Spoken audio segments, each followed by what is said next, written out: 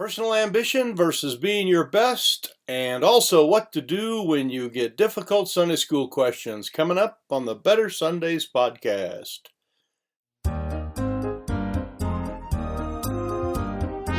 Welcome to the Better Sundays podcast. Focused, practical, and usable advice for church leaders looking to reach new young families and impact their community. All right, greetings. Mike Holmes here at the Better Sundays podcast. Good to have you here. Today we're talking about a very important topic, this personal ambition stuff that drives us, and how to kind of curtail those things, and how to harness those and balance those with being your best. So anyway, good to have you here. Welcome. If you're joining us here on the podcast, we appreciate very much your participation and our great faithful audience. We're grateful to have you here, and we're with you every Sunday night or Monday as when these get posted, and glad that you made it. Looking forward to going through some more things that have to do with the idea of, is church a business? And is there a shopkeeper mentality that we can have that is healthy? And if you've listened to any of these so far, you know my answer is yes. In many, many cases, the church is like a business. And we're talking about that today in regards to your personal ambition. I can imagine if you were a shopkeeper. For some of you, you kind of go back into the old West and kind of think of the guy keeping a little general store there, and I can imagine that guy wanted to have the best store. I don't think he wanted to be like, 50th in a contest of stores, okay, or he wanted to be the last, or he wanted the dumpiest store or the sloppiest store award, if there were such a thing. Obviously, I speak as a fool here. There weren't things like that back then, and nor do we have those kind of awards with our churches. But we do know that the shopkeeper should be driven by the proper balance of personal ambition, and that is just this idea of being the best that God wants him to be. And that is what we need to be also. We need to be the best that God wants us to be. And we're going to talk about that in this particular podcast. So anyway, good to have you here. If you're first time here, my name is Mike. I'm the founding pastor of Sinclair Baptist Church out in Wyoming. Church doing very well, a little rural community. We're excited about what God has in store for us, kind of coming out of some of the COVID stuff and moving forward, and really looking forward to it. We got a new pastor that are trained, and he's doing a great job, and things are going very, very well. So anyway, good to have you on board. If you find this helpful, by the way, at any level, if you can give us a thumbs up, just reach down there and hit the little thumb up button. That would be good. Appreciate that. You can do that on your phone. You can do that on your computer. You can do it afterwards, but the best time to do it is right now. So 3, 2, 1. Boom. Thumbs up. Thank you. Appreciate that. And looking forward to serving you this day through this topic here. So, and I'm an expert in personal ambition and the over exuberance of doing things, okay? So I know wherever I speak here, I wrestle with this all the time, and this is a topic that's near and dear to me. But if we are going to have a local church, and if we're going to be pastors and church leaders at some level, we are driven. I mean, we are essentially entrepreneurs. We are not necessarily tied to a big corporate type structure, and so we do have this this situation where we are kind of in charge of the destiny. If it's going to be, it's up to me type of a thing. And if you're out there, especially if you're a church planter, especially if you're going out and making it happen, you have got this drive inside of you that somewhere, some way, you surrender to God and said, I am excuse me, I am willing to go. I am ready to go. Here am I, use me. And we need to make sure we have that balance right. The number one thing is to make sure that we do all to the glory of God, and that we don't do to the glory of me and the glory of myself and my numbers and my name being mentioned somewhere. And if you're like me, you probably love it when someone mentions your name, and when somebody says something good about you. That there's a good feeling associated with that. But we cannot let that be the driver. We need to be driven by doing all to the glory of God and making sure that we're fulfilling the Great Commission and reaching and preaching and baptizing, discipling, and bringing people to the glory of God. But on top of that, then from there, it is like our job to step in and make those things happen. And it's gonna be, and it can turn to selfishness. Believe me, I know that. So let me give you a couple warnings on how to kind of keep that from going the wrong direction. You know that God has called you and ordained you that you should go and bring forth fruit, and that your fruit should remain. It's John 15. This is not the idea that we shouldn't be fruitful. I believe we should be fruitful, and we should pray for fruit, and we should expect fruit. But the fruit is God's fruit.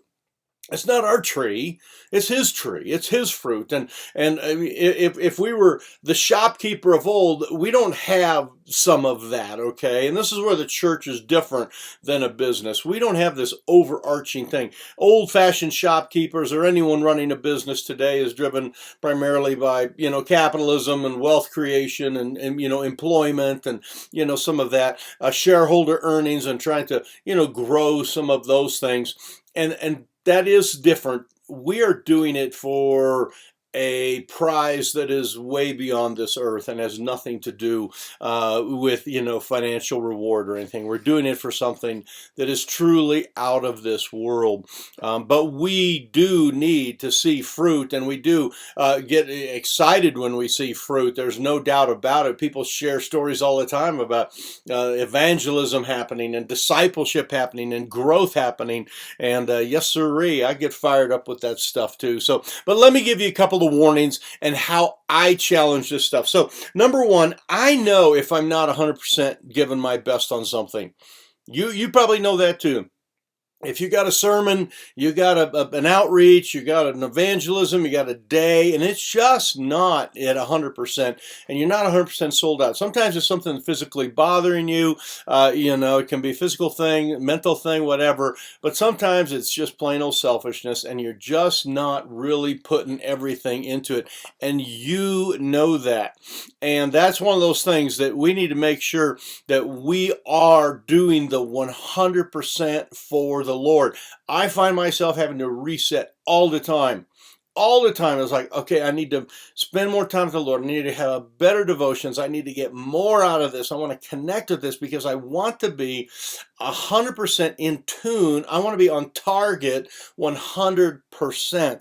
And what I mean by that, it's kind of like David. I mean, if he was out there slinging his stones and slinging his stones and slinging his stones, in other words, practicing, trying to hit a tree or whatever, he somehow, some way, got to where he hit that tree 50 times in a row or whatever, because that's why the giant got killed, because he was on that day. He was 100% on that day for the glory of God. And of course, you can read the story, and we know it was not for him. He said, is there not a cause? There's something bigger than me that is here. So we know if we're just not hitting, and if we're spending more time selfish, and if you're being lazy and kicking back way too early and some of that, you know that. And my admonition to you is, let's get on 100%, okay? Let's do our best. Let's be our best in our little piece of the world that we have.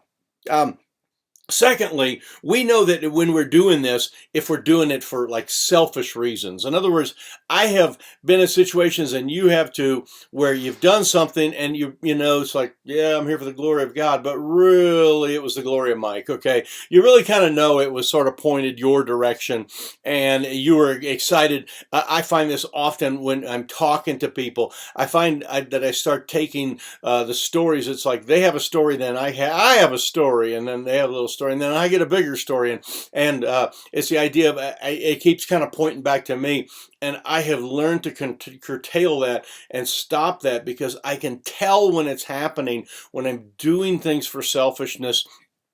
And man, it's hard to stop that. I mean, I'm just being honest here. It is hard to do that. You and I need to make sure that we curtail those things and that we don't do things for selfishness and that we come up with techniques or whatever to help us move towards other people's agenda, not always focusing on our agenda, our story, our glory, and all that, but moving towards other people and how God is at work in their life. So, powerful thing. I know when I'm not doing my best, and secondly, I know when I'm doing things that are kind of, pointed more selfish. The third thing I have for you, and this is kind of the last thing before we jump to the Ask Mike, and a little bit different on Ask Mike. I'll show that to you in just a second. We know, okay, when we're over our head. I know when I'm over my head in a certain area. Now, here's how it is with me, and I'm not sure how it works with you, but there's areas where I can do well spiritually and I don't struggle and I'm, right on target. But then I get into certain areas and it's like, whoa, I am not good at this particular area. And I know that I'm not 100% in that area. And when I get to that, there needs to be a solution. I need to move forward because just because you are bad at something, okay, or you don't do well at that, you're not doing 100%, doesn't mean that you can't get to 100% or you can't be given your best in that area.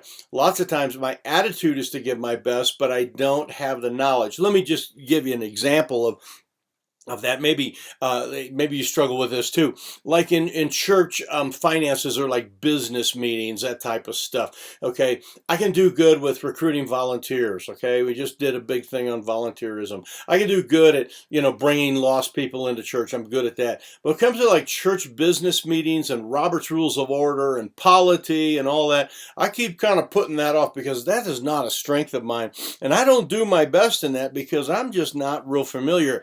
And what I need to do, or what you need to do in the areas where we are not 100%, is that we need to sharpen up in those areas. We need to get coaching. We need to read books. We need to listen to sermons. We need to do research. We need to talk to someone else so that we can be our best. It would be like the old shopkeeper if he was really good at, like, giving Granny her little sack of flour and her, salt and her bacon and all that, but he wasn't real good at like reordering and stocking things. He would find that soon his store is out of stuff because he was not organized in that area.